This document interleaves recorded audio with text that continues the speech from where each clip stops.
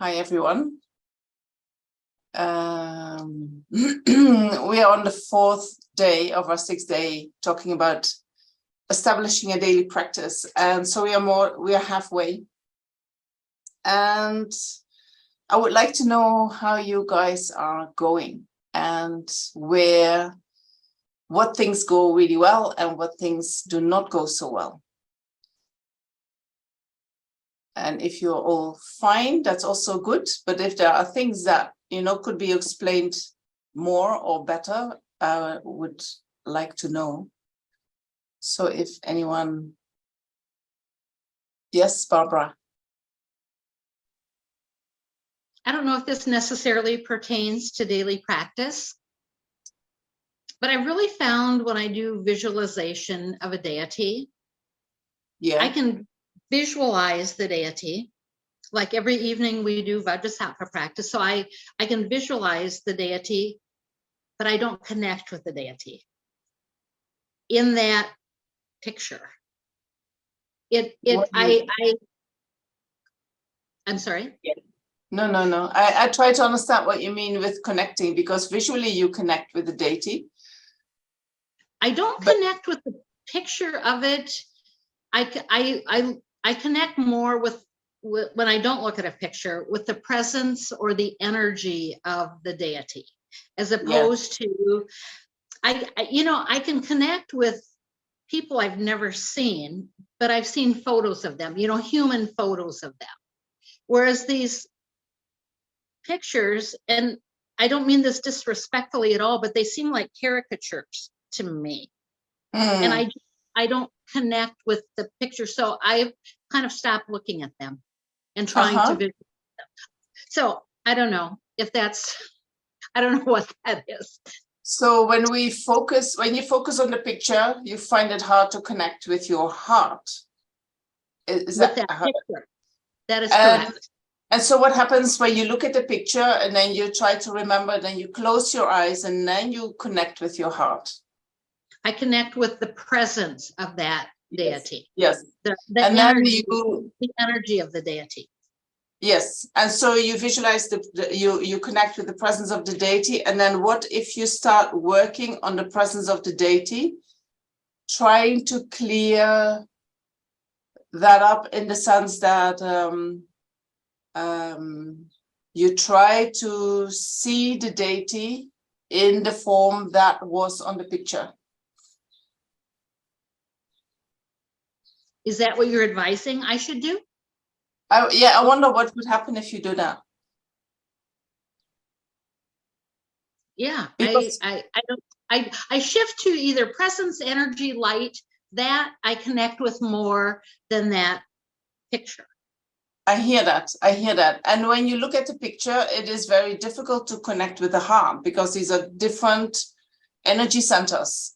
So then when you close your eyes, it is easier to connect with the heart, but then you lose the visualization, right? And so what I'm saying is that if you look at the picture and then you visualize it, and then what you receive is the presence and you connect with that. And then after that, you start to work with the presence in the sense that you try to visualize the deity in that feeling of presence. Okay. So you don't use your visual consciousness. You use your mental consciousness to visualize the deity. Okay. And am I using mental consciousness to visualize that photo, that picture? Okay. Yeah, or you can say the picture is just an example. So you have a description also. There is a deity sitting who has a light body sitting in the full lotus position. He has a lot more. So you can try to visualize that, right? Not maybe exactly as the picture, but as a being of light. Yes, that works for me. Yes, you can do that. And the picture is just an example, This is okay. Okay. That's helpful. Good. So what I say is the more clear we get the visualization, the more we remove obscurations. So it is good to work on the visualization. to get that more clear, not just to have the presence is good and you work with the presence, but then within that you try to visualize as much as you can. And sometimes you just see the feet, sometimes you see one knee, sometimes you see part of the body, sometimes, you know, and it comes and it goes. Is that true? For me, no, Yeah. no. No. Okay. You can just see it, or you see nothing. I can visualize it very well, but I Yeah. just don't feel I connect with it because Right. it seems like again a caricature. I don't mean, if that sounds disrespectful, I don't mean it that way, but it doesn't seem, you know, it's like if I think of Nelson Mandela, for instance. I've never met him, but I've seen actual photos of him. So if I visualize somebody like that, there's a connection there. Mm. But those pictures, yeah, I don't know. These are drawings that highly realized meditators have received. But they're coming from a different culture. So you might, you know, not completely relate to that in terms of how it is depicted. But you can make it vivid, you can make it alive. Maybe you can think, okay, they picture it like that, but if that person would have been alive, it would look like this. Can I make a comment? Yes, Karen. Two Karen, things. help me out. Karen, help me. Yeah, we're Buddha buddies here. I came across recently these incredible mandalas and drawings. You'll know of them, Venerable, from Mustang that were discovered in 2003. Yeah, you know what I'm talking about. They're just incredible, some of them. And I can send you the link. I can look it up actually and send it to everyone while we're doing this. And there might be images in there that speak to you. But just today, I was having this discussion with someone, and Songyal Rinpoche writes, in Tibetan Buddhism, practitioners will have a yidam, that is a practice of a particular Buddha or a deity with which they have a strong karmic connection, which for them is an embodiment of the truth and which they invoke as the heart of their practice. Since in this practice they have recognized the yidam as the natural radiance of the enlightened mind, they are able to view the appearances with this recognition and let them arise as the deity. So the problem is finding a deity who speaks to you that you can absorb within you into your daily deity meditation. I have the same problem. And, you know, it's almost as hard as finding a guru. I don't quite know what the roadmap is for that. And perhaps, I think, Barbara, you're asking the same thing, because clearly those drawings aren't doing the trick. And I felt the same way as towards them. They just left me cold. So what's the roadmap for the deity? Do you just familiarize yourself with different deities and see what speaks to your heart, and then eventually you'll find it? I think that's for everyone different. So if you, for instance, find your teacher, you can ask your teacher, what is my main deity? Or your teacher might just tell you without asking you the question if you want to know. I do not agree that when it is your deity, that therefore you can visualize it more easily. You know, there are people who easily visualize, there are people who have trouble visualizing. And what I understand for Barbara is that she can visualize, but she cannot connect with the visualization, right? And so I would say focus as much as you can on the presence and on the energetic exchange that is happening. And then within that, you try to visualize as much as you can. Because there is a virtue in visualizing. It will help to clear the mind, you know, that is what they say.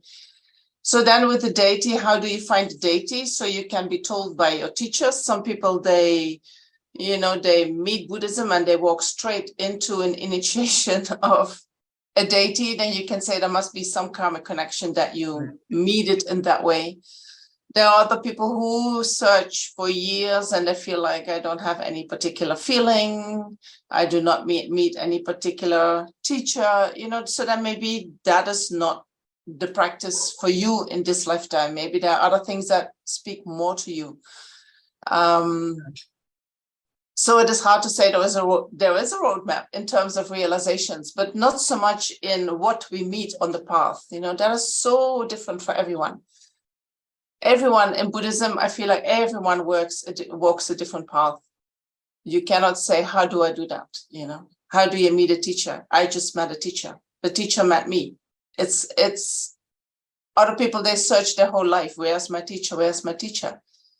Right? Sometimes there are years that I think I'm looking for something and it's not coming, and other times it comes really easily. It depends very much on our karma. And the road is for everyone different, how you enter into Buddhism and then where it takes you. But eventually we have to go through the stages of the path. All of us, if we want to achieve enlightenment. Okay, is that okay, Barbara? Can you do something with that? All right. I'm still behind the elephant. You're still behind the elephant. On the bottom. That drawing where you go up the hill and there's the elephant and the monkey and all that. So the elephant and the monkey, maybe I'll tell a little bit about that later. But yes, I thought I wasn't sure what I spoke about last week, but I will mention that. I will mention that again.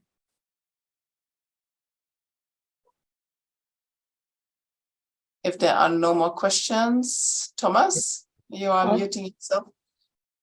Yes, I find it much easier to connect in an emotional way if I'm seeing the Buddha as in the form of an actual person, and I'm finding the visualizations that are suggested, I end up seeing a statue of the Buddha.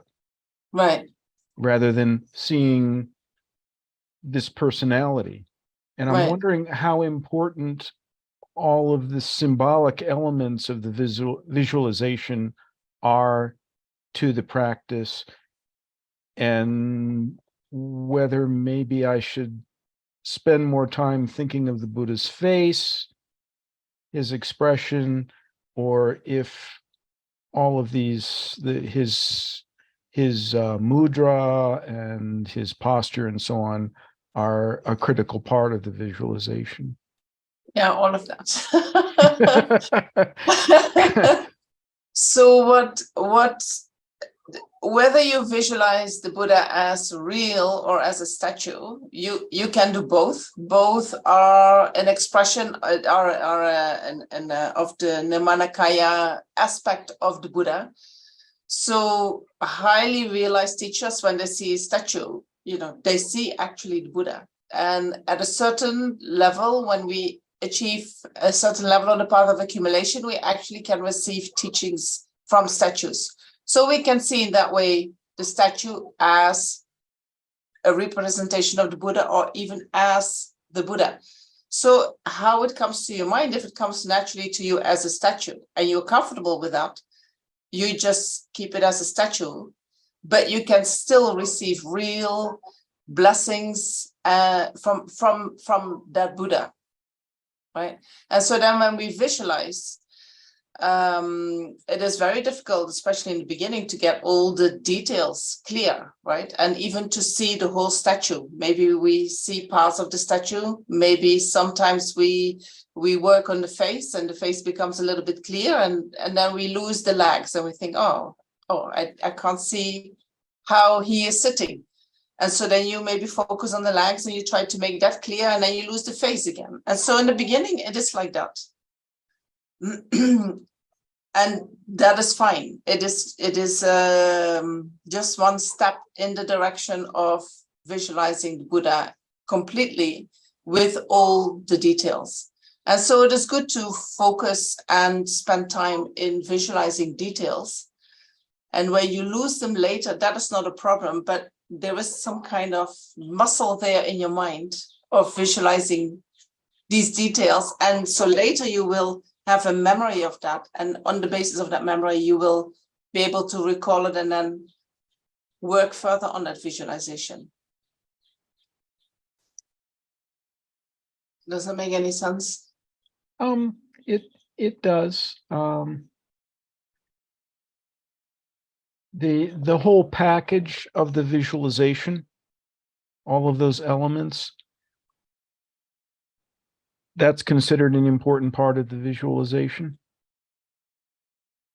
So the throne, the snow lions, the whole package is critical for this practice. Well, it is good to read through the visualization when you start doing it, and then you take some time to visualize. And then if you just see the Buddha and you don't see the throne, fine, you know. Then later you think, oh, but where is the Buddha sitting upon? Or he's sitting on a lotus sun and moon cushion. So then maybe you can visualize that as well. And if that goes well, then maybe you can add the throne. Okay. Right? Thank you. Yeah. You don't have to have all the aspects ready from the beginning. You do what you can handle, and then you try to make that visualization clear. And then you try to extend the visualization. All right. And don't worry when your mind is jumping through the visualization. That's very normal in the beginning. All right. Sela, no, you're just doing something with the camera. Okay. All right. So what we have been doing so far is that we have been going through the preliminaries of taking care of the space in which we do our practice, setting up the altar, finding the right meditation posture, engaging in the breathing meditation in order to calm the mind, and then setting a bodhicitta motivation. And last week we added to that the visualization of the Buddha. And then in the meditation at the end of the session last week, we visualized that light was coming into our body, and at the end even going out from our body. So that is where we are with the practice. And so we also have spoken about the different types of meditation, and I will talk about a little bit more about that today, and also relate to the question that Karen asked about the elephant and the monkey. So within our tradition, there is a lot of emphasis on the Lhundrup meditations. The Lhundrup meditations is really the key for the realizations. So everything that we are doing is preparing, creating the conditions that we can engage in these meditations as good as we can, and so that we have the greatest benefit of these meditations. So last week I spoke a little bit how we can insert a Lhundrup meditation in our daily practice by going through the foundation of all good qualities or any other Lhundrup prayer, and then stopping at a certain point and then going deeper into that topic that is described at that point in time. And you do your meditation on that Lhundrup topic. And then when you come out, you proceed with the rest of the prayer. So today we look into the what we so far have done is actually the preliminary practices of the meditation practice. But we still have, of the 6 preliminaries, we still have 2 to go, which are the 7-limb prayer and the mandala offering. So today we will look into practicing that.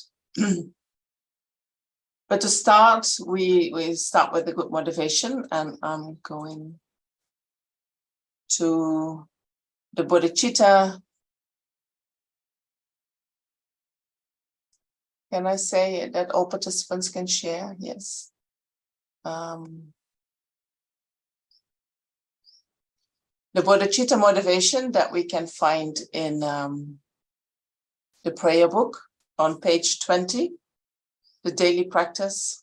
And this motivation comes after having taken refuge. And the refuge is quite extensive. And if you are interested in that, we can maybe next time go more into taking refuge. But today I wanted to finish the preliminaries so that we are clear about them. So the bodhicitta motivation, and if you want, you can close your eyes and I can read it and you can meditate on it in order to set up the motivation for today.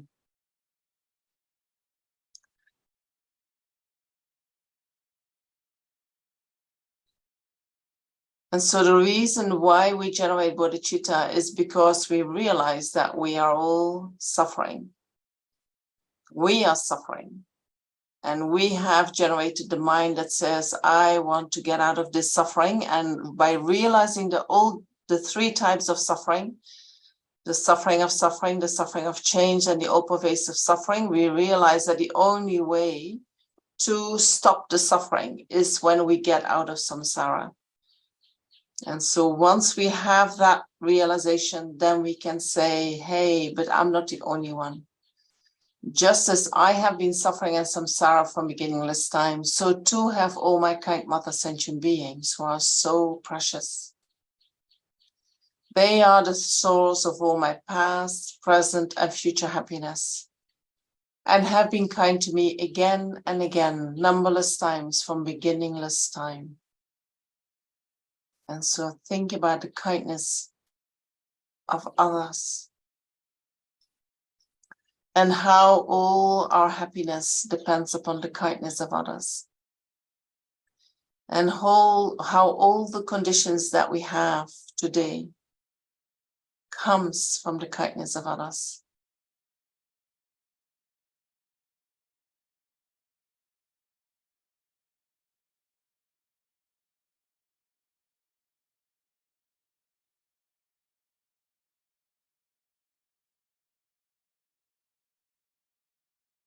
And it starts with the body that we have, which is coming from the kindness of our parents. With all the resources we have, the time we have, the kindness that we receive when we go out in order to get something that we need, that we want, that we would like.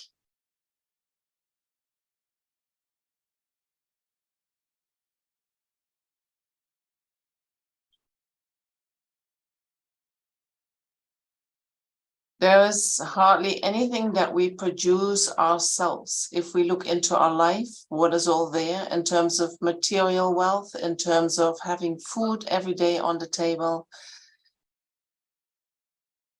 We didn't produce any of that. All that is coming from the kindness of others.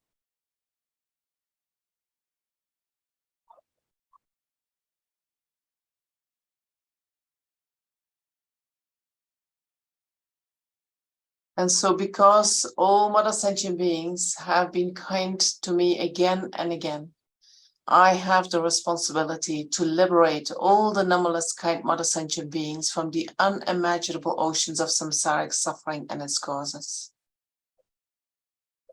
However, in my present state, not only am I unable to liberate others, I cannot even benefit myself. Even if I were to achieve the state of an arhat, the work for myself would still not be complete, and the work for others would be limited. Therefore, in order to complete the work for myself and others, I definitely need to achieve full enlightenment, the state of Buddhahood.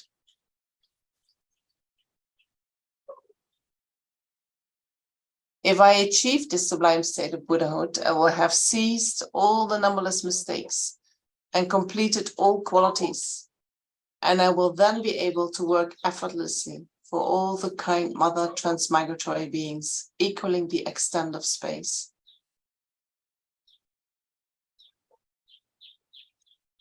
Therefore, in order to achieve full enlightenment quickly, I'm going to follow the example of the brave, extensive deeds of a bodhisattva in order to benefit others.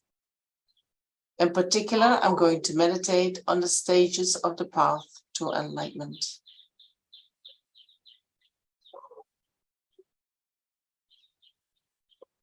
And so when we generate that bodhicitta motivation, we know that we include all sentient beings in whatever activity we are doing, which means that the merit that we create is created in relation to all sentient beings.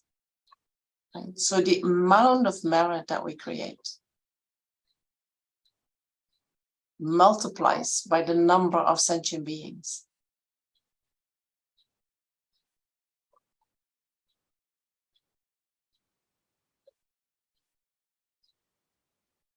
Okay, and now we can go to the 7-limb prayer. So after having generated bodhicitta, we offer the 7-limb prayer and we offer the mandala. And if we understand the meaning of the 7-limb prayer, when we recite the prayer, we can do extensive visualizations. And we can, independent on that, we can do a lot of purification of the mind, and we can create a lot of merit. That is the purpose of the 7-limb prayer. Purifying the mind and generating merit. So the first of the 7-limb prayers, I prostrate reverently with my body, speech, and mind. And the meaning is already written underneath. So the meaning of the prostrations is that we cease all the obscurations of body, speech, and mind, and achieve all the qualities of the holy body, speech, and mind of the Buddhas. When we do prostrations, we can do prostrations with our body. And when we do that, that purifies the negativities of the obscurations of our body. Doing it physically means that we can make a full prostration. We can make a half-length prostration, right, where we touch with the hands and the knees on the ground and then with our forehead. Or we can even do it just with our hands in front of our crown, throat, and heart, right? So that is the physical prostration. And then we do the verbal prostration by saying, I prostrate with my body, speech, and mind. And then we can do the mental prostration where we visualize the Buddha or all the Buddhas in front of us, and we visualize that we are prostrating, and then there are visualizations described where you can look, when you look at the 35 Buddhas, you have more description about the visualizations that you can do, but you can, for instance, visualize that your body is very tall and that it is covering a big part of the earth. And then it says that how the atoms that you cover with your body, that determines the merit that you're creating with your prostration. Yeah, that is what we can visualize. So that is the prostration of the mind. And so when we prostrate, what we say, we also think about the potential that we have to become a Buddha, to realize Buddha's body, Buddha's speech, and Buddha's mind. We can achieve that. We can become that. Right, and so we have the potential for that. And when you do prostrations, you also prostrate to that potential within yourself. Right, and then you generate the wish that you achieve all these qualities that you prostrate to. And so prostrating is we purify negativities, but we also create merit. We do both. And prostrating is a very good antidote to pride. Right? When we have a lot of pride, we already have the tendency to pull the neck back, right? I know better. That is what the pride mind says. So when we prostrate, we say, I prostrate to you, you know better, you show me the way. Your qualities are far beyond any qualities that I have. I would like to achieve these qualities. And sometimes we can say that the antidote to pride is, what can I learn from you? You know, you have so much that I can learn from you. Let me learn that from you. So that helps us to reduce our pride. So we can recall that when we just say the line, I prostrate reverently with my body, speech, and mind. And then we prostrate clouds of every type of offering, both actually arranged and mentally emanated. And so when we make offerings, the benefit of making offerings is that we create the causes for having enjoyments. And here it says, as limitless as the sky when you become enlightened. But we will also have enjoyments until we are enlightened, right? By making offerings, we create the causes for having everything that we need. Making offerings also purifies negative karma to be reborn in the lower realms and causes us to experience in the future all the happiness you have experienced from beginningless rebirth up to now. It is also a cause for liberation from samsara and for achieving nirvana. And it says that when we make offerings now, then when we are Buddhas, we will receive lots of offerings. I'm not sure if a Buddha would be actually worried about that, but that's how it says in the text. So making offerings is an antidote to our miserliness, right? It is an act of generosity. It is an act of giving. When we give to the Buddhas and Bodhisattvas, due to the power of the object that we give to, the merit becomes very vast. And then even when the mind is not completely pure in the giving, you know, due to the power of the object, you still generate a lot of merit. And so when you say this line, you can imagine, and I think we did that in the second session, how to make offerings, that you make your offerings on your altar, and then you can visualize these offerings, but you can also visualize offerings that are made in FPMT centers or in the houses for Lama Zopa Rinpoche or in temples. You can visualize that you're offering all of them. And then you can also visualize that you set all these offerings that are made, you set them on a cloud and then you multiply the clouds. Or you can even visualize more beautiful offerings than you can actually physically present.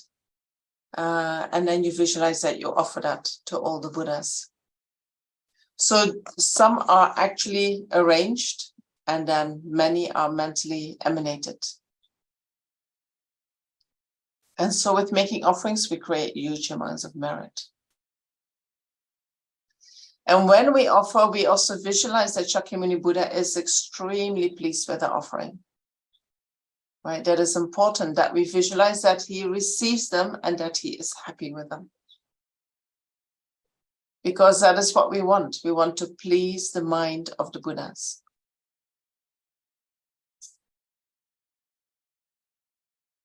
And then we confess all our negative actions and downfalls collected from beginningless times. And so if we want to change the mind that is controlled by the three obscurations, the ignorance, attachment, and aversion, we need to generate an antidote. We need to see, first of all, that actions are done under the influence of these three delusions are negative actions. So we need to confess, we need to acknowledge that is a negative action. As long as we don't acknowledge negative actions, we cannot change the habit of engaging in these negative actions, right? Sometimes we do something, it is not easy for us, I think, to acknowledge negativities. we feel that we are good human beings, right? Most of the time we have good intentions. And even with good intentions, sometimes we engage in negative actions. We find it difficult to acknowledge, I did that. You know, if you see war criminals or murderers or people who have done really horrible negativities, they deny, no, I didn't do that. How can you think about me like that? I wasn't there. Right? And then 1,000 people say, yes, you were there. We saw you there. And they say, no, that wasn't me. I wasn't there. And I sometimes wonder that they actually believe that they were not there. They actually believe they have not done that, you know, as if we somehow dissociate from that negativity in our mind, that we cannot identify with that, especially when we are confronted with it. So the moment we can say, I actually did it, you know, then we can start purifying it. When we say, I didn't do that, there's no purification happening. And if I deny that I do that, that means that next time when the conditions arise, I will do it again. Right? And so, if we are serious about wanting to eliminate all the obscurations from our mind, we have to let go of acting under the influence of our deluded mind. We have to let go of acting under the influence of ignorance, attachment, and aversion. And so the only way that we can let go is when we acknowledge that is not the right way. That is the obscuration. That is what I need to change, you know? And we have to say, oh yeah, I've been doing that all that time. Oh my gosh, I didn't even know it was negative. Now I can see that that is negative. Now I want to change my mind because I have big plans. I want to become a Buddha.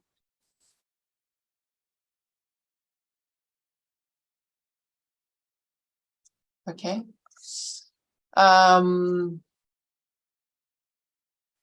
So making the confession itself is already an antidote to the 3 poisonous minds.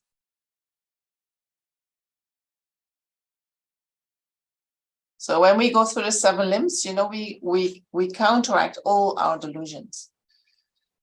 Then we say, I rejoice in the virtues of ordinary beings and Aryas.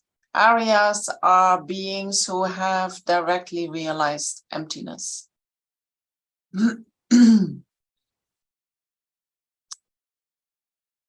And so how do we rejoice?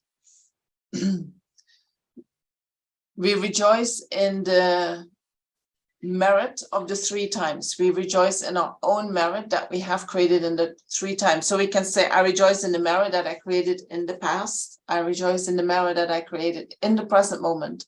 And I rejoice in the merit that I'm going to create in the future.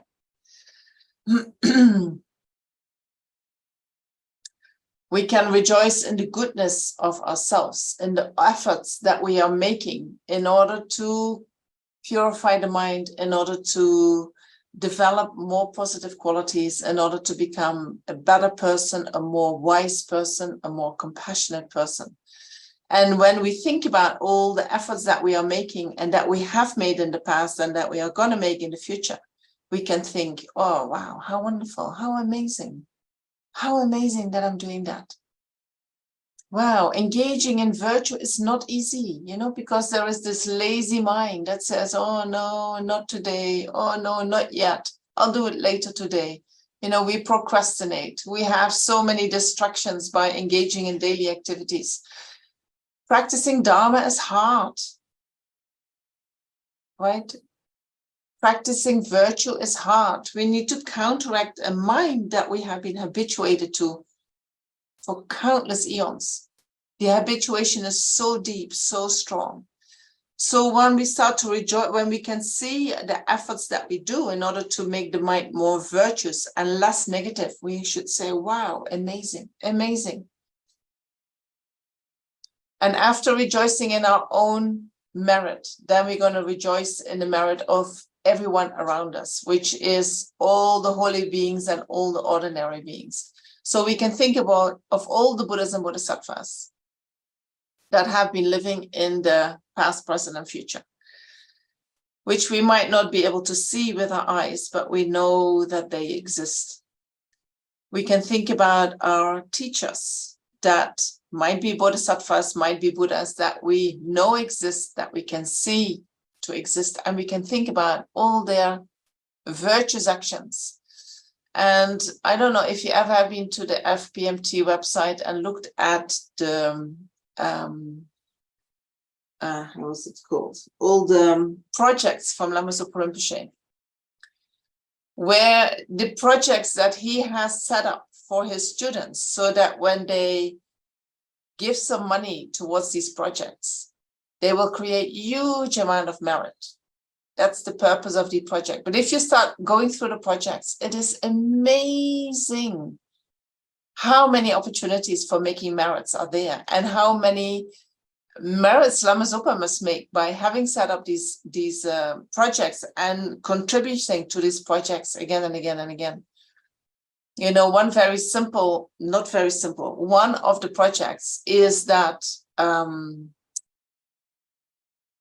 FPMT offers, I'm not sure if I can say that like that anymore, but has been offering 3 meals a day to all the monks in Seraj, 5,000 monks every day.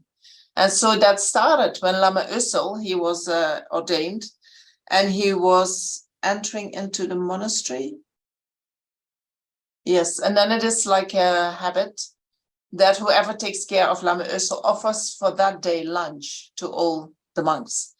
And so then FPMT collected money to make that offering to all the monks. And then Lama Zopa said, oh, we should do this every day. Why would we only offer lunch to the monks when Lama Ösel enters into the monastery? We should offer lunch to the monks every day. And so he started to do this project where people could contribute money that would be offered to the monastery for the lunch. And then when the lunch was paid for, he said, why do we only do lunch? Why don't we also do breakfast? So he also started to offer breakfast, right? And so there is a story about this project that Lama Zopa Rinpoche, he thought, how can I create something, maybe a huge amount of money, that when we put it in the bank, that gives us so much interest that the food will be paid from the interest.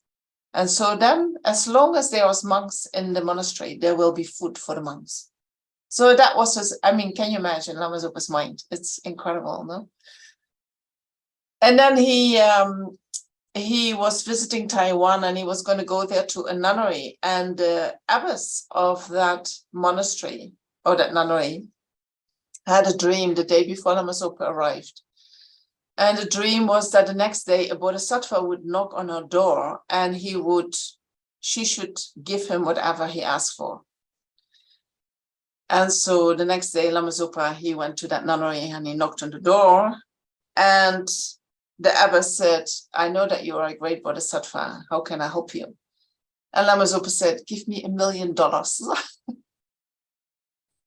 And so the nun said, okay, I'll give you $1 million. And so that $1 million he put into the food fund so that it could generate money, so that the monks will have food every day. And that fund has become much bigger than $1 million. And that fund, I think last year or the year before, has been given to Sarah J, so that they can take care of their own funds and of their own food. So that is only one of the projects that Lama Zopa Rinpoche has. And when you think about it, it's like, oh my gosh, this is so amazing.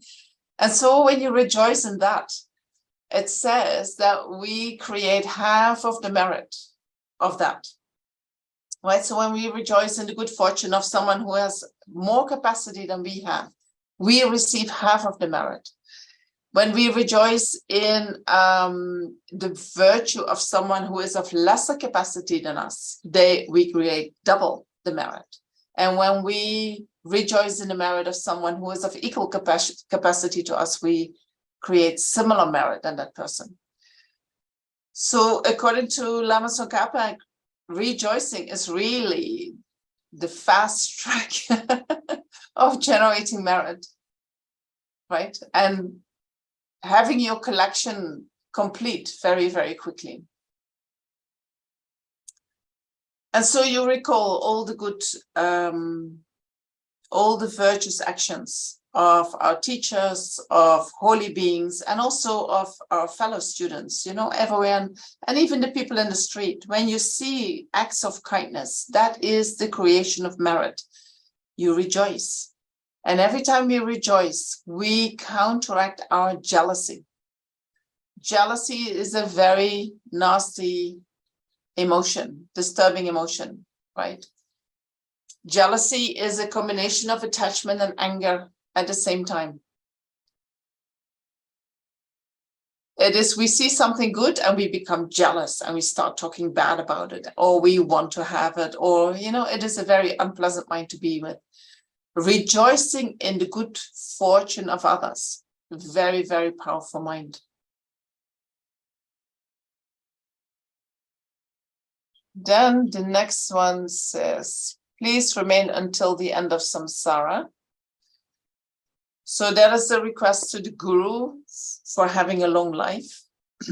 And we request the guru to stay with us, not just in this life, but until samsara ends, right? So that our guru, our teacher, can help us to be liberated from samsara, that we can receive teachings again and again and again, until we are liberated from samsara. And so in order to symbolize that we offer him a long life, we offer him a throne. You can visualize that you are offering a throne. A throne with a double dorje. You know, the throne that we have on the picture that we visualize Shakyamuni Buddha on, that has a symbol in the middle of the throne of a double dorje. That symbolizes firmness and stability. And so when we do, for instance, long life pujas, the first thing that is offered to the teacher is that symbol, the double dorje that we hang in front of the seat of the teacher. So that is our request for him to have a long life.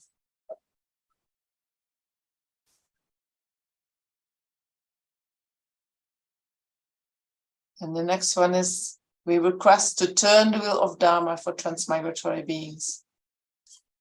And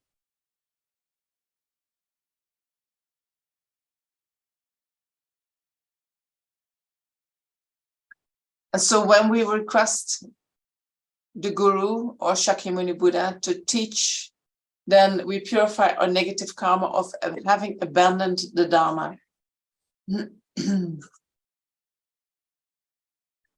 And they say it also creates the causes for you to teach the Dharma, right? We all have the karma of having abandoned the Dharma,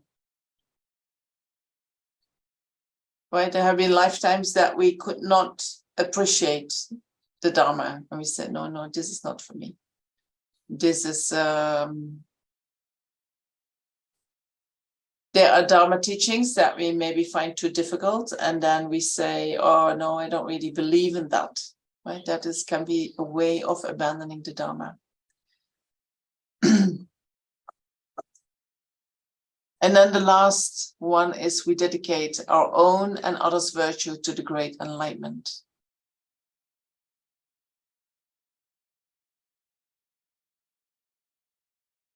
And so when we dedicate our merit towards our own enlightenment, what happens is that merit will keep bearing fruit again and again and again until we achieve enlightenment. If I do an act of generosity, I give some rupees to a beggar, and I do that without thinking, just because I want to help that person, then the merit that I create is just from that one action. And so that merit will one day ripen into maybe me having food or having an act of generosity coming back to me. Then merit that the karma of that action, the merit of that action is finished. When I dedicate whatever I'm doing towards enlightenment, that merit is not finished after having ripened one time. That merit will keep ripen again and again and again and again until we achieve enlightenment. So we make the merit inexhaustible. Right? That is the benefit of dedicating towards enlightenment.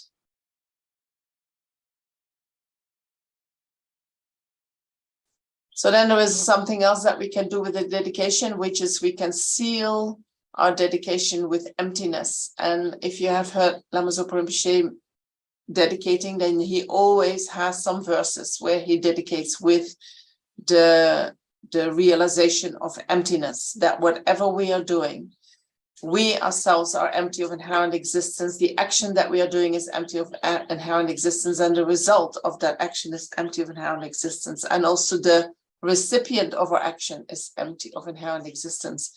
The better we understand that emptiness, that lack of inherent existence, the more we can protect our merit from getting destroyed by anger.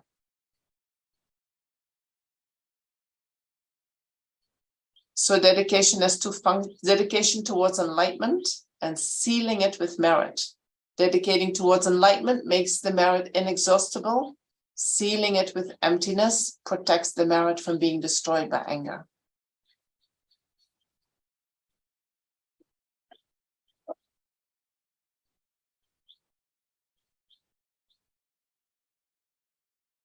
And it also says that this limp is a specific remedy to heresy.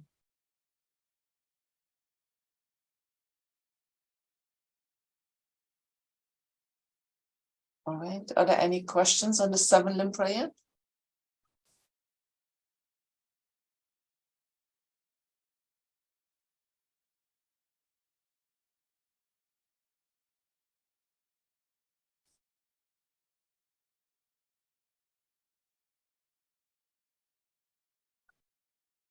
Was this Hands. Oh. Yes. was Or this, maybe I'll stop the sharing for a minute. Yeah. should I talk or no? Yes, please. Heresy is a strange word. Yeah. Is it Sanskrit, Pali? Where's the original text for this? Who knows? What do you mean? Well, I just wonder what the word is, Oh, and because to translate it as heresy is odd. what is the meaning of heresy in English? It has a direct connotation with religious or orthodox religious type practices, going against that. Going against religious practices. Yes. You're a heretic. Heretics were burned at the stake in medieval times, for example, as being witches or whatever. Yes, so it is a very wrong view towards the spiritual practice or towards the religious practice. You say, oh, this religious practice is, But I don't useless. think of Buddhism being labeled as a religion, so I find the use of the word heresy strange, that's all. It's usually used in a Christian context. So I just wondered about the translation, what the original word, if there were other subtleties to the meaning. No, Lama Zopa always keeps saying that it is heresy, and I do not know the Tibetan or the Sanskrit and I don't know if that would take us any further.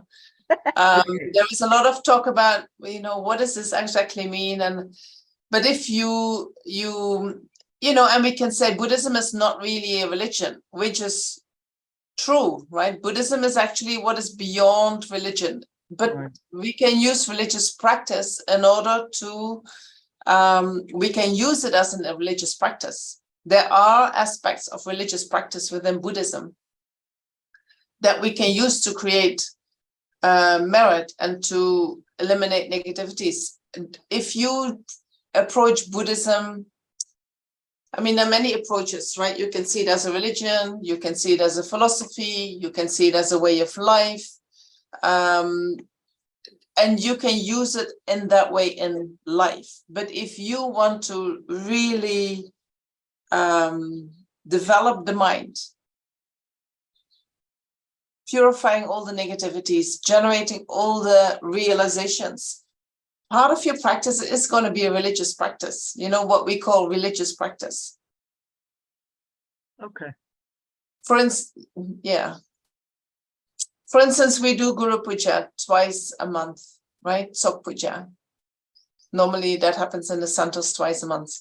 When we do the Sok Puja, and we're going to read, or we do the Guru Puja, and you read through the Guru Puja, you will find all these 7 limbs that we just went through, but then very extensive.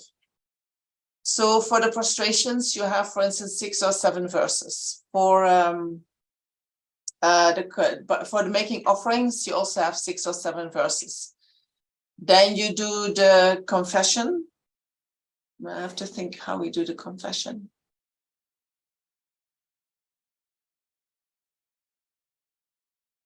Just I would have to look what we're doing there. But then we request the guru. And so there are also 6, 7 verses where we request the guru to remain and to turn the wheel of Dharma. So doing the Guru Puja is a very extensive 7-limb prayer. Right? And I feel, I mean, you have to think about what is religion, what do I see as religion? If religion is that you just follow a certain practice without thinking about it, I mean, there are actually many Tibetans who follow Tibetan Buddhism like that, right? They just engage on the basis of blind faith into the religious practices. We can do these religious practices by understanding the meaning of them, by having all the Buddhist philosophy and understanding how that philosophy is represented within the practice. And so that by doing the religious practice, we are actually bringing the philosophical, what we learn in the philosophy classes, we bring that into the practice. Right? So then do I practice a religion? I never feel I practice a religion, but there are definitely religious aspects. And so when I'm going to say, you know what, I'm just going to study and all these pujas and these, you know, this is, but where do I going to create my merit if I throw all that out? Right? If you see in the monasteries what you need to be doing, if you really understand how difficult it is to practice the Dharma and how much merit you need in order to keep going. And so what I do in the monasteries, you have to do everyday pujas in order to create that merit, in order to feel that I want to engage further in the study. I want to do more. I want to, because you are constantly attacking your self-cherishing mind. You're constantly attacking your self-grasping mind, or you don't give it any attention, you know? So then the ego will come and say, hey, what about me?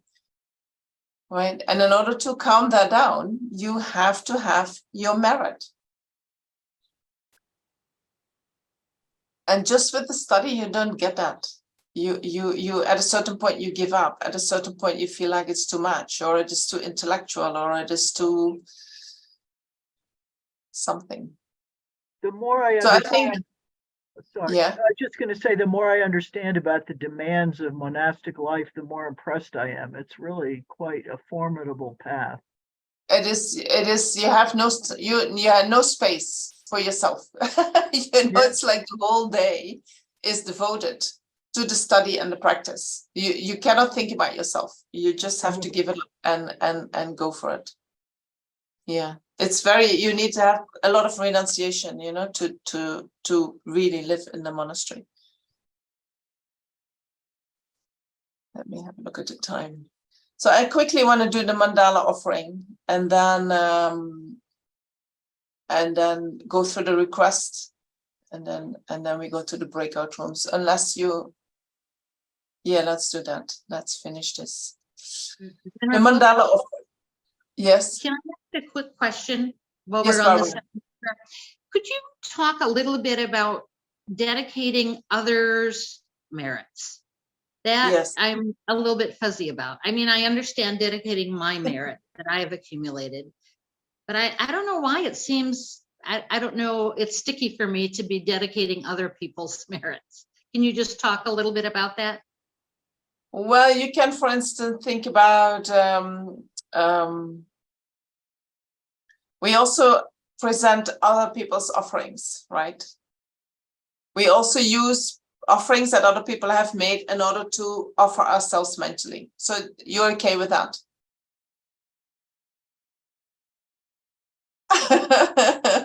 But you can visualize many, many, many offerings, right? And so the merit of others, what we do with merit is not just for our own benefit, right? Part of the merit, we do dedicate that towards our own enlightenment, but we only become enlightened to help other sentient beings. And then part of the merit we dedicate for the benefit of all sentient beings, right? That people might find the resources, that people have no suffering, that people might meet with the teaching. So this is for all sentient beings to be more happy. Why can we not use the merit of others for that?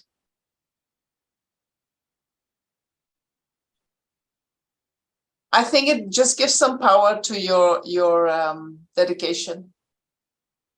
Can you really take the merit and then dedicate it? And then somebody says, hey, that was my merit, and I didn't want to have it dedicated towards that. I don't know. You are dedicating for their benefit as well, for their happiness as well. I don't think anyone will come after you for that. I don't know. I just think when you think about you dedicate your own merit, you might think, oh, I didn't do that much today, so I don't have that much merit.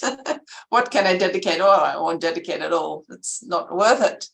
But if you think about your merit, okay, it's a little bit, but what if all these 7 billion people all did create a little bit of merit, and what if I put that all together and then I dedicate that to the happiness of all sentient beings?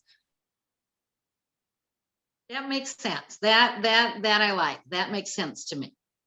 Okay, so then you become more motivated to really dedicate it, right? And it becomes a force, it becomes a power that you can focus towards the good. Yes. That was very helpful. Thank you. All right, great. I only see that your name is Zoom user, but I'm sure that's not your name. What's your question? You can unmute yourself. Yes, the Zoom user. Your name is Zoom user. Can you unmute yourself and then ask your question? Yeah, there I'm unmuted. I just wanted to add that heresy is also explained in an irreligious or non-religious way as an opinion that is profoundly at odds from the generally accepted idea or belief or process.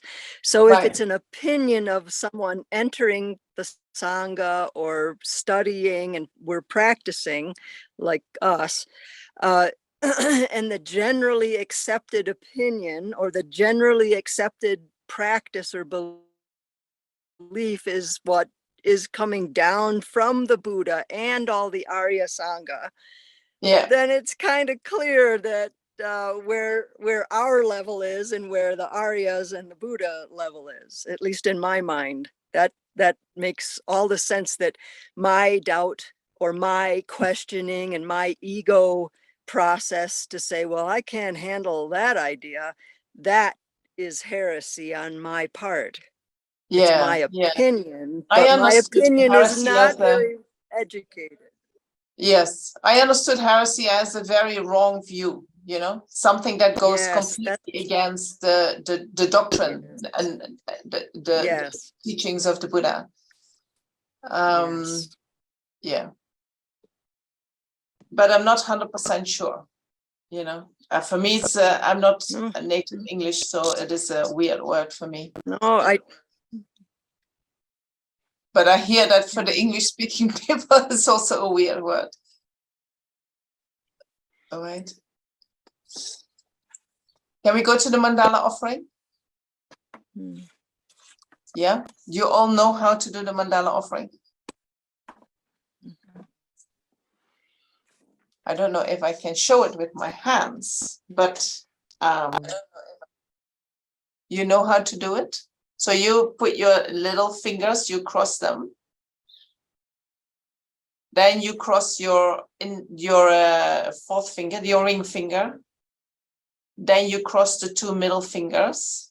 Then you put a thumb on your little fingers.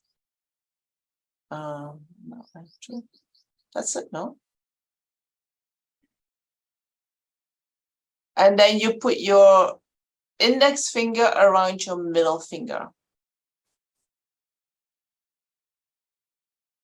You guys know how to do it? Then I'll stop. As anyone needs to learn it? Okay. So I'll do it again. So I have to put your hands like this. And your little fingers, they cross, right, from each other. Then you cross your index, your ring fingers. Then you cross your two middle fingers. Then you put your thumbs on the top of your little finger. Pinky. On the pink, yes. And then you put the index fingers around the top of your middle fingers, like this.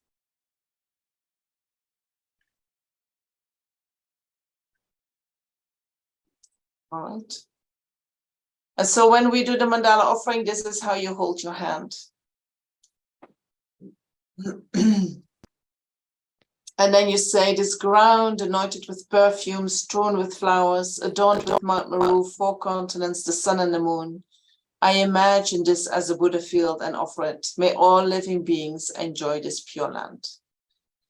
And then when we say Idam Guru Ratna Mandala Kamya Yatayami, you dissolve the mantra. Yes, very good. So when we offer the mandala, we offer actually the whole universe. And there is also a long mandala. Maybe you have seen people doing that at the center, where you have a base and you have rice or semi-precious stones or any other beautiful substance that you want to offer.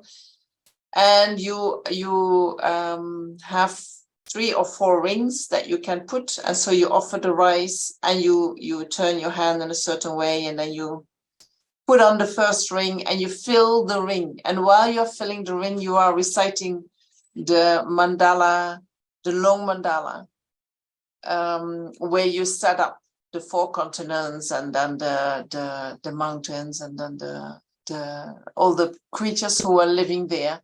And it all has a very deep symbolic meaning. But it is, I mean, that is a practice in itself. You know, you can do a whole teaching on that itself. And I don't think we're going to do that in this practice. If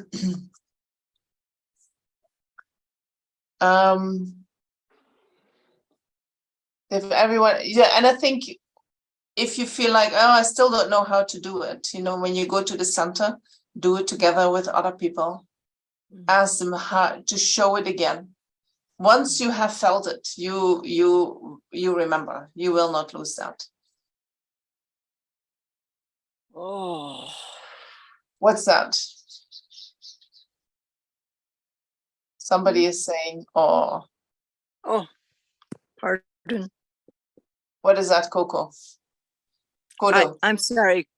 No, I'm sorry. I have broken ribs, so my back is sore. I'm sorry. I didn't know I was unmuted. I'm sorry. Yeah. Maybe you we have to send Kodo some loving kindness and some healing energy.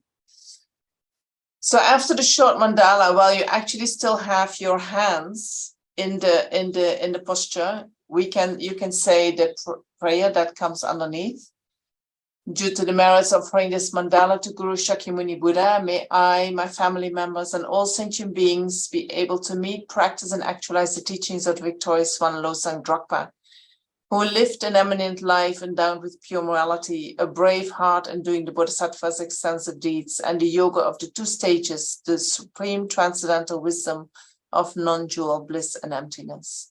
And then we break the mandala by Idam Guru Ratna Mandala Kamyeya Tayami. Or we dissolve the mandala. So there are different types of prayers that you can find after a mandala offering. In the Guru Puja, you can find 2 different ones. Read through them. They all have their own meaning. There is also a prayer which is called the 3 Great Purposes, which says, I go for refuge to the Guru and the 3 precious rare sublime jewels. Please bless my mental continuum. Please bless me and all sentient beings to cease immediately all the wrong conceptions from incorrect devotion to the Guru up to the subtle jewel view of the wide appearance, red increase, and black near attainment. Please bless me and all sentient beings to actualize immediately all the correct realizations from Guru devotion up to the unification of no more learning. Please specify immediately all outer and inner obstacles. And so you can use, depending on which text that you use, you can do that prayer as you first offer the mandala and then you do that request, you put that on your mandala with your offering, and then you dissolve the mandala. And then from there we go to the next, and which is the last of the 6 preliminary practices that we are doing. We are making requests. And so we can read through this request together if you want. And then we are finished with the preliminary practices. Holy body created by 10 million excellent virtues. Holy speech fulfilling the hopes of infinite transmigratory beings. Holy mind seeing all objects of knowledge just as they are. To the principle of the Shakyas, I make request. Guru Vaidodhara, embodiment of all 3 refuges, takes the form of virtuous friends to subdue beings in whatever way is needed, and grants the supreme and common realizations. To the kind Gurus, I make requests. Holy sublime field of merit, my perfect pure Guru, by making offerings and requests to you, Savior, sole root of all happiness and goodness, please bless me to be happily guided by you. Magnificent and precious root Guru, please abide on the lotus and moon on my crown. Guide me with your great kindness and grant me the realizations of your holy body, speech, and mind.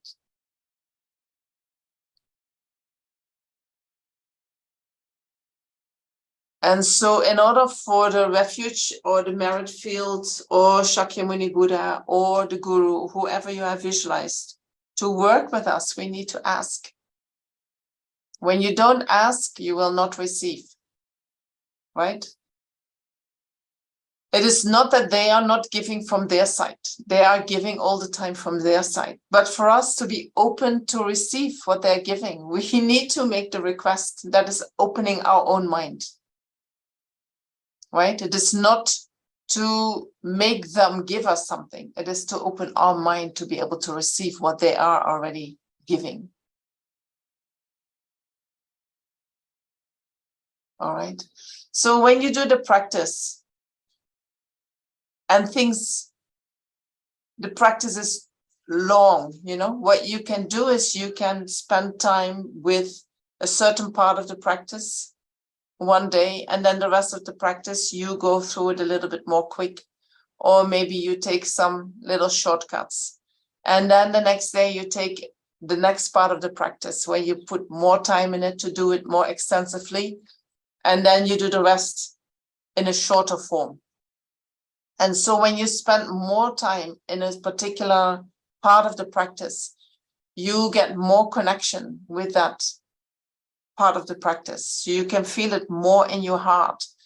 And so when you do that, and when you even meditate on parts of the practice, what is going to happen is that then when you have no time and you have to go quick through that part of the practice, the memory of having done it more extensively will get triggered.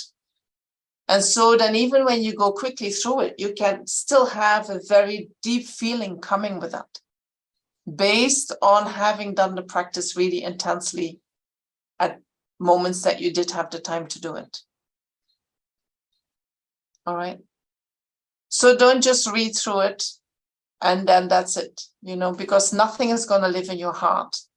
But spend a little bit more time on one topic every day so that it touches your heart.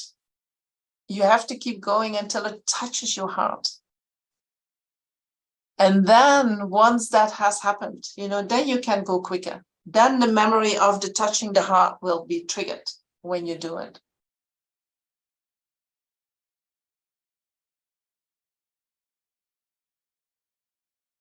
All right.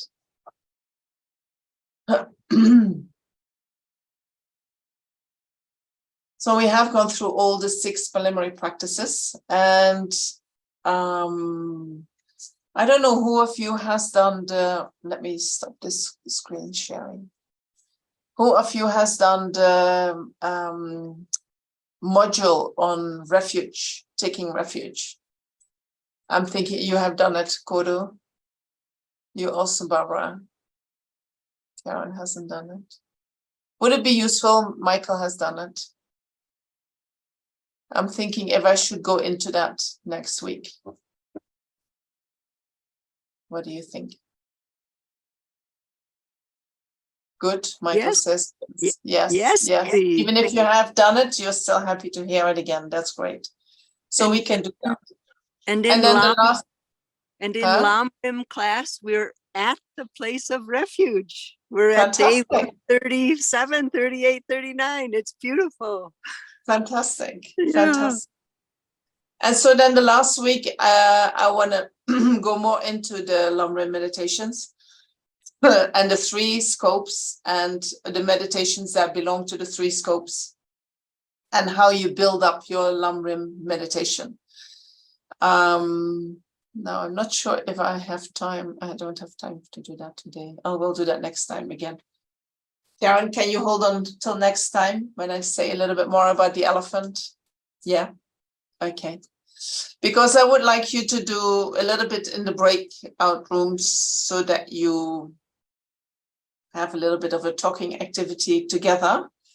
And I want to finish this session with a meditation on the precious human rebirth, which is quite an extensive meditation. So I need half an hour to do that, I think. So we have 10 minutes for the breakout room, or maybe we do 6 minutes talking, and then we come back and we can share the conclusion of each group.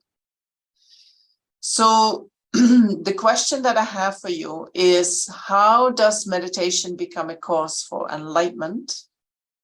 That's one. The second one is, can meditation also become a cause for suffering? And if so, how?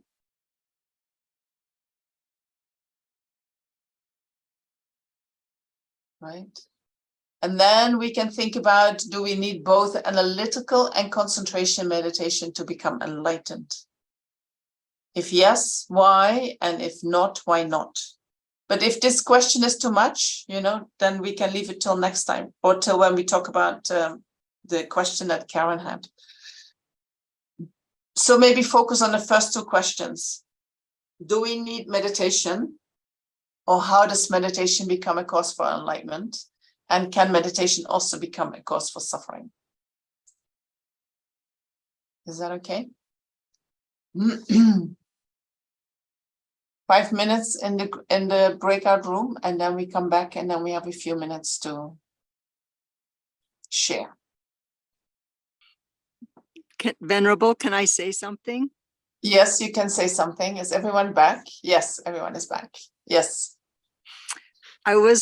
A few weeks ago, I was in the mountains, so I didn't do a retreat because I was working, but it was very quiet, and I was going through all the papers, and my brain was saying, oh my gosh, so many beginning preliminary things before we get to the real meditation, that kind of nagging voice in the brain. Mm-hmm. And then this weekend, Geshe Zopa, he went on and on and on about how important all of the preliminaries are. And that naggy mind just went gone. It was so wonderful. wonderful. So wonderful. Good, good, good, good. So do we need meditation in order to get enlightened? And how? Can any of the group share what you came up with? Okay. Let me just put on. Oh, my camera. handwriting's atrocious. So, Sela. The one thing that we all agreed on was when you can engage in hang on 1 second. Somebody else is going to do it. I can't read my notes. Something to the effect of it forces us to look within and to open our mind to some of the glitches, the problems, or the things that we need to look at. It focuses, it allows us to focus on those, and it allows us to work through each defect slowly. And Thomas, will you say what you said the last time?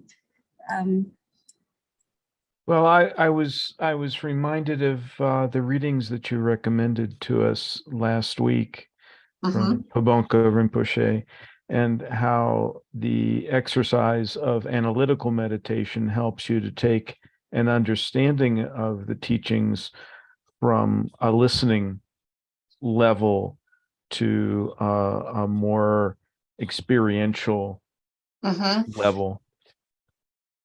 And it's hard to imagine moving towards enlightenment without the benefit of the Dharma teachings. Yeah. Yes. Yes. It's almost impossible, no? Oh, I expect so. My first comment was I'm not so much an expert in being in the path to enlightenment, having not reached enlightenment at this point. I'll have a better answer when I get there, as to what part the meditation played in that. But I have some expectations. Yeah, I think when we really want to internalize the teachings, we have to meditate, right? If we want to really change our way of thinking, if we really want to change our attitude, we have to go inside and do the work there, right? It's not going to happen. I think it's not just going to happen from listening, right? If we just listen to the teaching, I mean, fantastic. That's where we have to start. But then we also need to apply ourselves to the meditation in order to really internalize it and let it merge with our mind. So can meditation also cause suffering? I don't think we broached that topic. It was kind of a get broad set of topics for a few minutes. That's true. That's true. Did anyone go there? The other group, Barbara? Our group went there, and it does cause suffering, is what we came up with. It causes, as Kodo mentioned, physical suffering. Yeah. And then the suffering of frustration, that type of thing. So our conclusion was, yes, it does. Yes. Yes, we will experience suffering when we practice the Dharma, when we meditate. Yeah. But then is the meditation the cause of that suffering? No. Or is no. It's our mind that is the cause of that suffering. Sometimes, when we engage in meditation and we have had a lot of difficult experiences in life, and we want to meditate in order to get away from that very traumatized, painful mind, and then we do the single point of concentration meditation, or we do the loving kindness meditation, and in the beginning it feels like, oh yes, my mind becomes more quiet and I have space from that. But then at a certain point the mind starts also to open up, and more suffering from the past starts to surface, right? Because that suffering needs to be experienced and be released in order to really move beyond it. So then meditation can bring you in touch with suffering that was already there, you know, and but I don't think meditation is the cause of that suffering, but I do think that you can bring up that kind of suffering. Right. So it is good to know that if you have had a difficult past, that is what can happen, and that you have enough help to help you work through that when it starts happening. Right. So I wouldn't say meditation is for everyone good. Yeah, there is I think in the end, yes, but it can be very difficult if you had too many difficult experiences in life. And then I sometimes think you need also some other help, you know, from therapeutic help to help you move through that. All right. Venerable, I was just going to add that Venerable Rabina always says that the dirt has to come out. The dirt has to come out. Yeah, that's Lama Zopa saying that. The dirt has to come out. It has to come out. But, you know, sometimes the experiences are so painful that you cannot cope. And that is the reason why you suppress them in the first place. So then when they start to surface, yes, it has to come out. But you need to create an environment where you are able to bear the suffering, right? You need to be able to cope with what is surfacing. And so then sometimes you need some more help to be able to do that. That's all I'm saying. It's like, just be aware, you know? Sometimes you say, oh, it's for everyone good. Yeah, it is. But people can get really into trouble if they don't have the right help when they're meditating. You also need to know that. All right. And you can be a great help as a as students that go through the same things, you know, you can be of great help when people go through a difficult time. Are we okay for going into the meditation?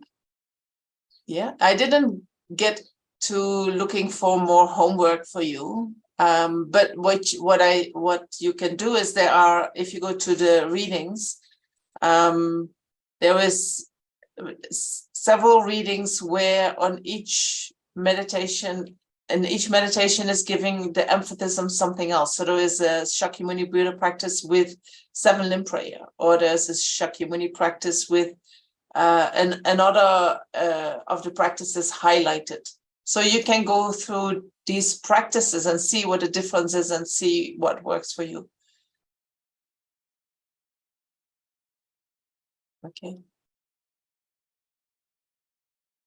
There is a lot of information that you get, I feel, with discovering Buddhism. So what I'm going to do is a meditation on the precious human rebirth. And in order to start meditation, I'll read the 2nd verse of the Foundation of All Good Qualities. And then from there, we go into the meditation. And then we go back to that 2nd verse. And so this is how you can insert the Lhundrup meditation within the Foundation of All Good Qualities. Right? It is an example. And in the last session, we will go through that prayer, and then we will see what Lhundrup prayers Lhundrup meditations we will insert. So make yourself ready for the meditation. Find a posture that is suitable for your meditation.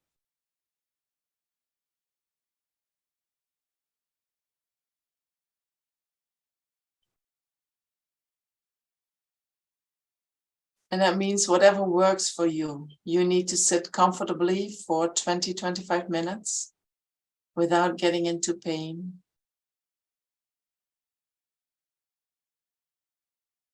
And in general, what we like to do is to straighten our back, but at the same time, relax all the muscles along your spine, in your shoulders.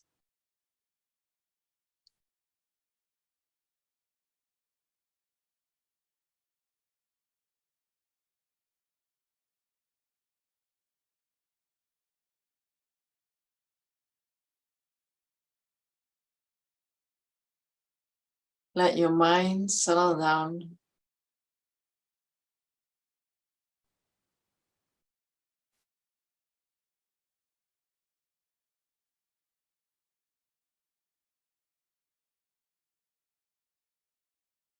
By bringing all your attention to your body,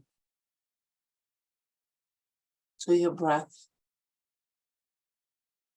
to the present moment.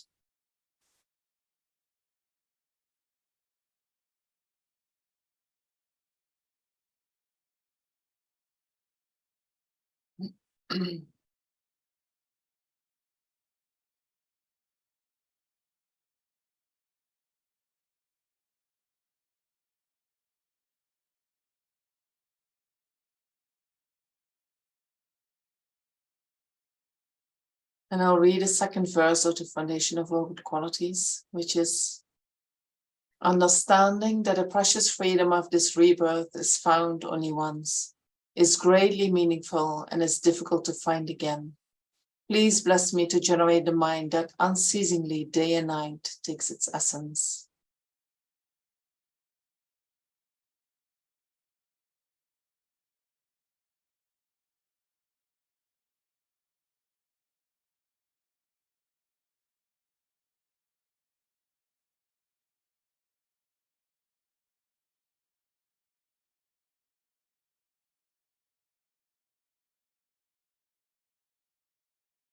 And so then try to reflect on that from time without beginning until the present, in all our numberless previous lives, we have been dying and being reborn in the cycle of samsara, the 6 realms of suffering.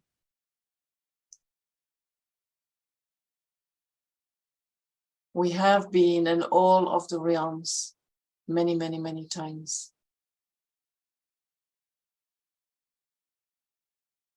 We have been born as human beings many times. But now we have received a perfect human rebirth, which has the 18 attributes, the 8 freedoms, and the 10 richnesses. And so we should use this rebirth to free ourselves from samsara by attaining enlightenment or by becoming a bodhisattva or an arhat.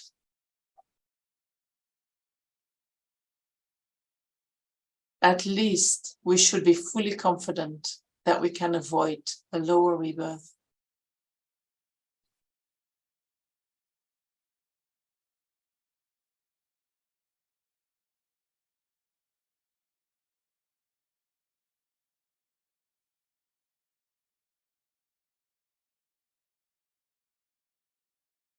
And so we have been reborn as human beings many, many, many times. But not in every human rebirth have we found these 18 attributes. But in this rebirth we have. And so to remind ourselves what these attributes are, we think about the 8 freedoms and the 10 richnesses. And you tick them when you see, oh, I have that, I have that, I have that. Oh, wow, that's amazing when all these conditions come together. So in terms of the freedoms, we have freedom from having been born in the hell realms as a hungry ghost and as an animal. So these are 3 freedoms that we have. If we were born in one of these 3 lower realms, we would have no freedom to practice Dharma because we would experience unbelievable suffering, or we would have such deep ignorance that we would not be able to even approach the Dharma.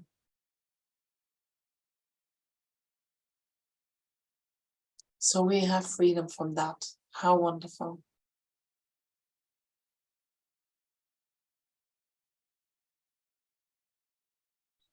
We also have freedom from being born as a long life God.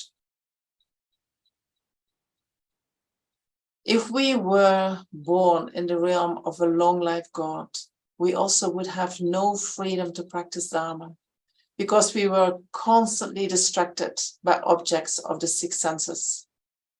We were constantly distracted by the higher samsaric pleasures.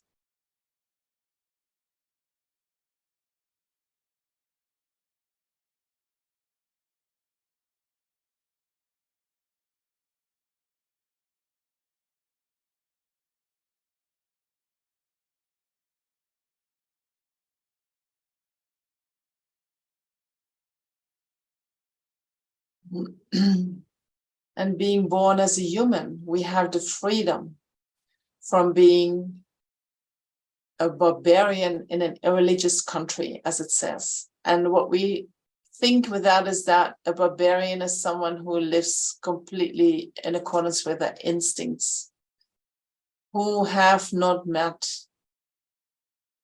the Dharma, where there is no Dharma in the whole country. And so when we live in a country when there is no Dharma, we will have no opportunity to meet the Dharma.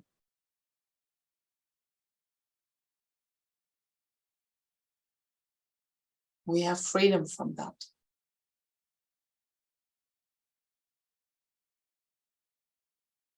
We have freedom of being deaf. If we were born deaf, we cannot communicate with others properly.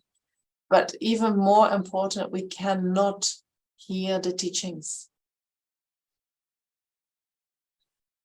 Hearing the teachings does something in our mind that reading the teachings cannot do.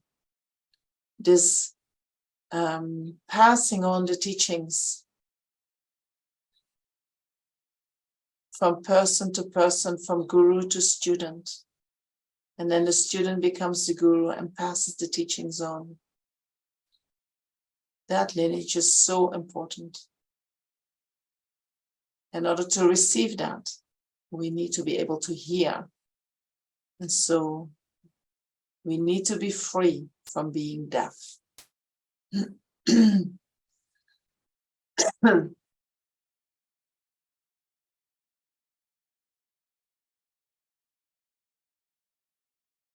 We also have the freedom from holding on to wrong views. Wrong views are views that go against the Dharma. For instance, not believing in past and future lives, having no faith in the three jewels, not believing in emptiness. When we have these views, it is impossible to practice the Dharma. You might not be sure about past and future lives. You might not be sure about emptiness, but a wrong view is that you say it does not exist. I know it does not exist.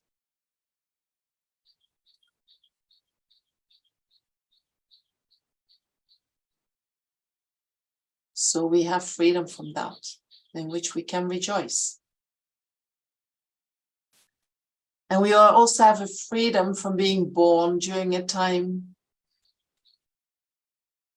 when the teachings of the Buddha were not known, when the Buddha had not descended.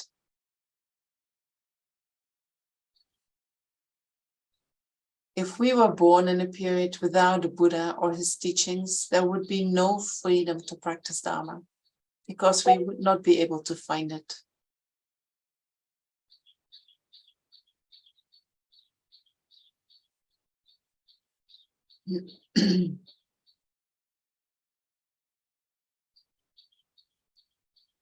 And so besides these 8 freedoms, our life also has 10 endowments.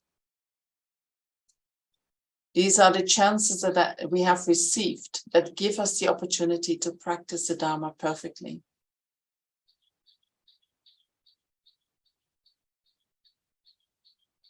So the endowments or the richnesses are that we are born as a human being. We are born in a country where the Dharma is practiced. We are born with a It says perfect organs, but we are born with a complete body, with arms and legs, internal organs. So we don't suffer constantly physical disease, which makes it very difficult to practice Dharma.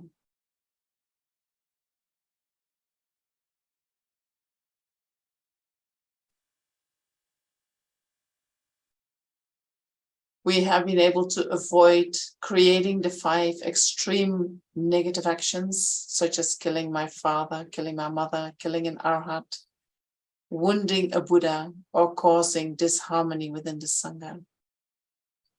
So we have not committed these actions in this life. And we have a certain belief in the practice of Dharma.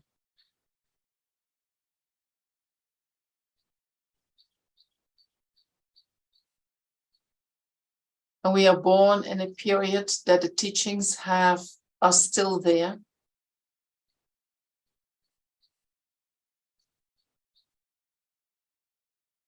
We have met the teachings. And there are still people around who have realized the teachings in their mind.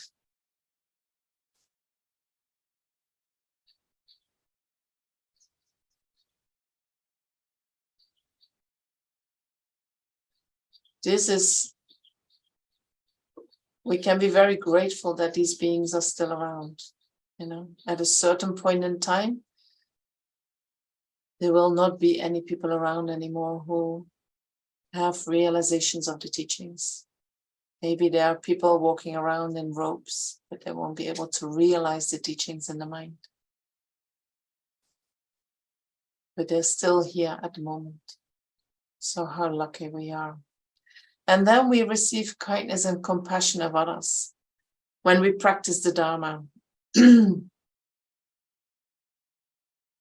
know, we have fellow students who explain us the practices, or when we go to the center, they make a cup of tea for us, or they provide us with food, or they support us in other ways.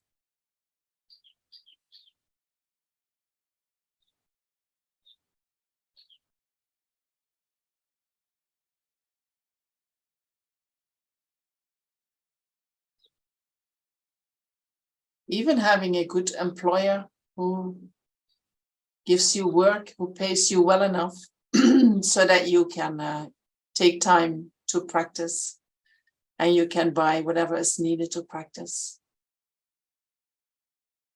You can think that your employer is supporting your Dharma practice.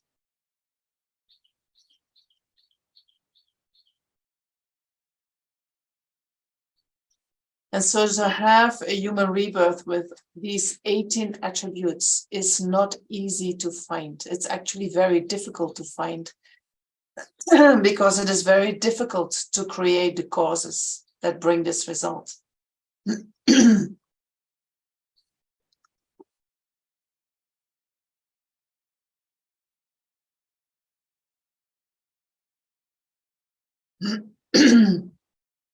In order to have a precious human rebirth, we need to create the causes.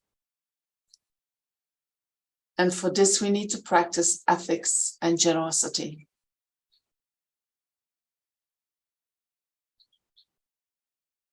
And so we can think as human beings, oh, that's not too difficult. I can practice ethics and generosity, but we had many lifetimes that we were not a human being, in which it was very difficult or even impossible to create virtuous actions.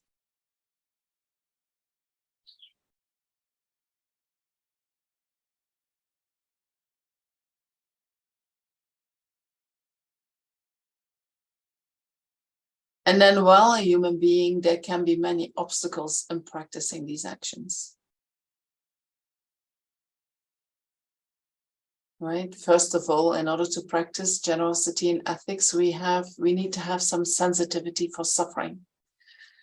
So that we, especially the suffering of others, you know, so that we say, oh, I will help you, I will give you something, or in order to say, oh, I will not harm you because I can see that you are already suffering, or I will not harm you because I would like to see you happy.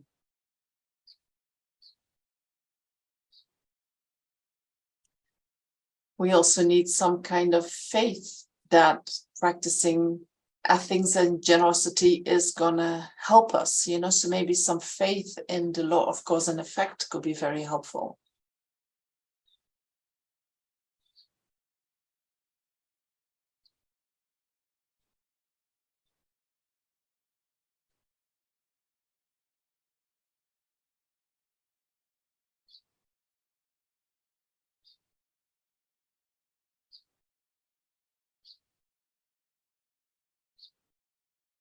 And so we also must practice these two practices together. If we just practice generosity, then we might experience the result of that in the lower realms. We might become a cat, which has a very rich owner, and the owner gives the cat everything that it wants, but there will be no practice of Dharma. And when we only practice morality, then we might find a higher rebirth, but then we have no resources to practice. We have no resources that are going to support our Dharma practice.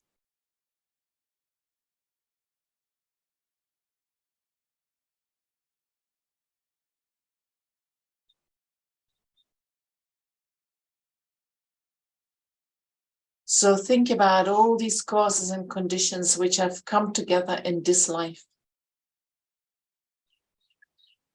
You worked for that many, many, many lifetimes, creating the causes for it. And in this lifetime, they have all come together. The chance for that to happen is very, very, very small.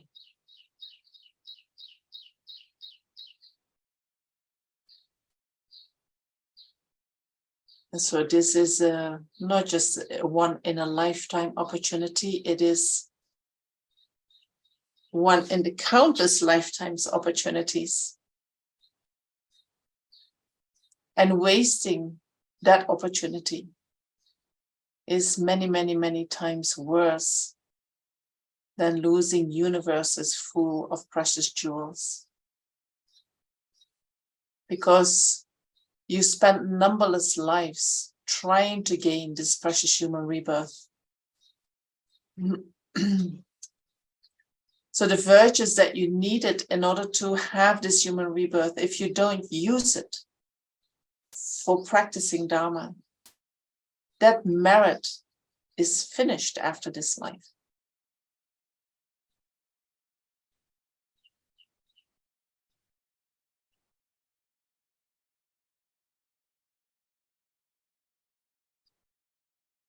And so when we don't use it, we miss out on this opportunity for attaining enlightenment or liberation.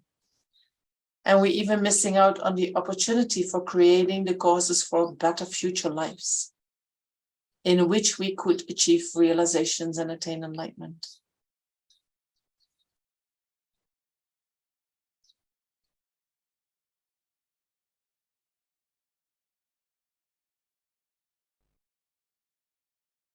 And so then, as a conclusion to the meditation, we can repeat the second verse of the Foundation of All Good Qualities.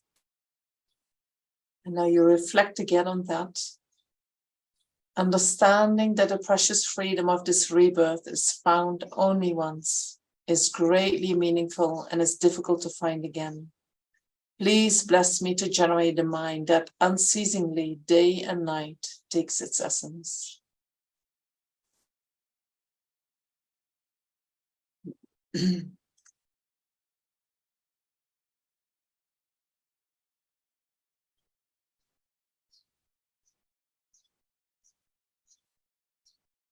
so try to come to the conclusion that you want to make this rare opportunity of having a perfect human rebirth highly meaningful by using it to free yourself from samsara.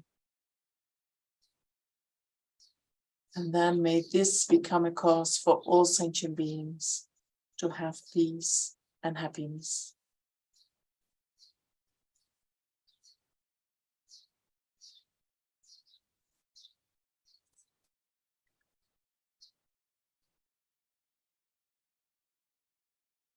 And you can quickly dedicate the merits. I'm very aware of the time. And I know that some people want to go to the Vajrasattva practice. So we maybe just recite one verse together. Peace and happiness prevail in the world. So we can visualize all the merit that we have generated by having been in this session, listening to the ways that we can practice, imagining what it is to practice, thinking about it, and then putting it into practice yourself. All that merit we dedicate it. Due to all the past, present, and future merits collected by me, the numberless Buddhas and the numberless sentient beings, may all wars, famines, diseases, global problems, and all the dangers of earth, water, fire, and wind be stopped immediately. May perfect peace and happiness prevail in everyone's hearts by their generating loving kindness, compassion, and bodhicitta.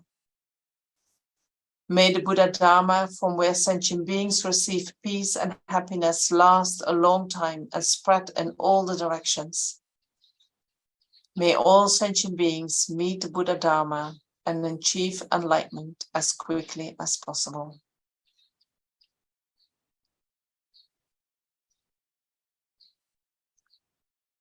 Thank you very much for being here. And I'm looking forward to seeing you next week.